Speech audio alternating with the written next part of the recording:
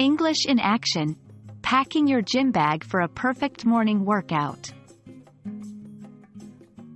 Hello, language enthusiasts. Today, we're diving into an everyday activity many of us do: packing a gym bag or workout clothes. In this video, we'll walk through the process in English, highlight some essential vocabulary, and even go over a few practical sentences. Let's jump right in. The first step in packing a gym bag is to collect all your workout essentials. This includes your workout clothes, such as your sports bra, t-shirt, shorts or leggings, and athletic shoes. Additionally, you might want to bring accessories like a water bottle, a towel, and workout gloves. The list could go on depending on your workout routine. Here are some handy sentences you can use.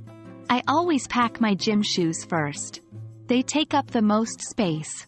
Don't forget to bring a water bottle to stay hydrated during your workout.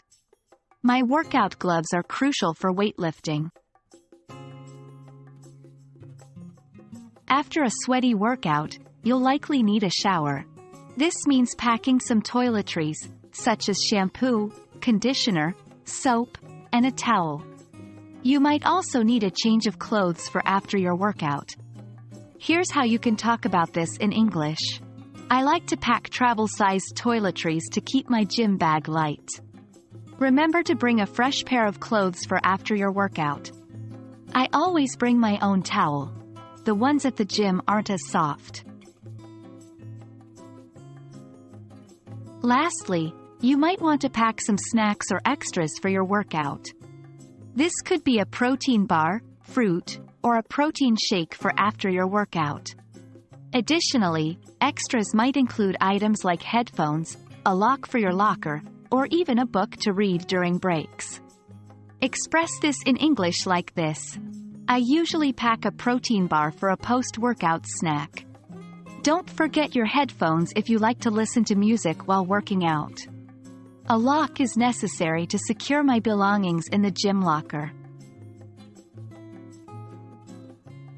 And there you have it. You now know how to talk about packing a gym bag in English, and you've learned some useful phrases and vocabulary along the way.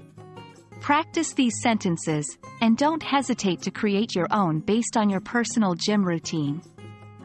Thank you for joining us today, and remember, the key to mastering any language is consistency.